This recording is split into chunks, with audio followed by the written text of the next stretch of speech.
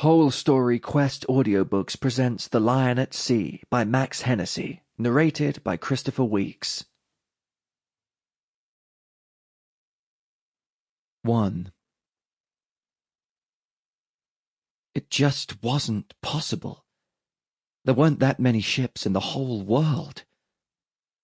In a patchy but warm sun, they stretched as far as the eye could see, 250 of them. 170 of them British.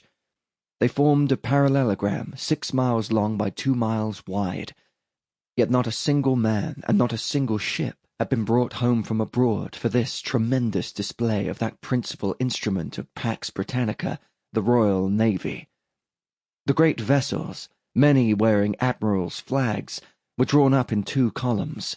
First of all the dreadnoughts and super-dreadnoughts, Collingwood, St. Vincent, Superb, Vanguard, and others, great, angular, towering grey fortresses of floating steel, sharp against the pearl-grey sky.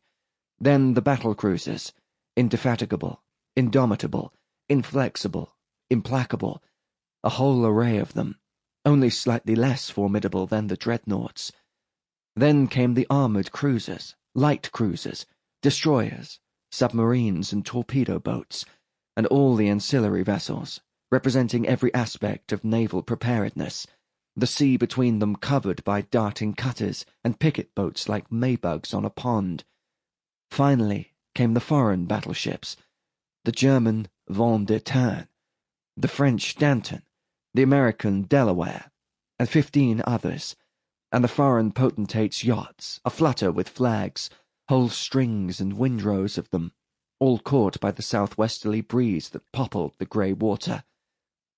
It was an awe-inspiring sight, even to British eyes well used to the pomp and majesty of the Navy, even to the somewhat indifferent gaze of Midshipman George Kelly Maguire on the deck of the armoured cruiser Huguenot.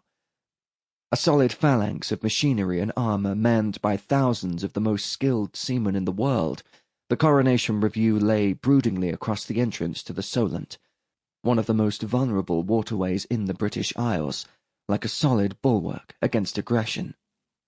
A vast new fleet that was the brainchild of that dogmatic, difficult, and spiteful volcano of a man, Admiral Sir John Fisher.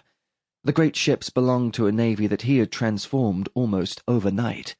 From the antiquated collection of Victorian men-of-war that had previously graced naval reviews, to a 20th-century instrument fit to meet its first challenge for 100 years and counter anything the Germans, whom... Sample complete. Ready to continue?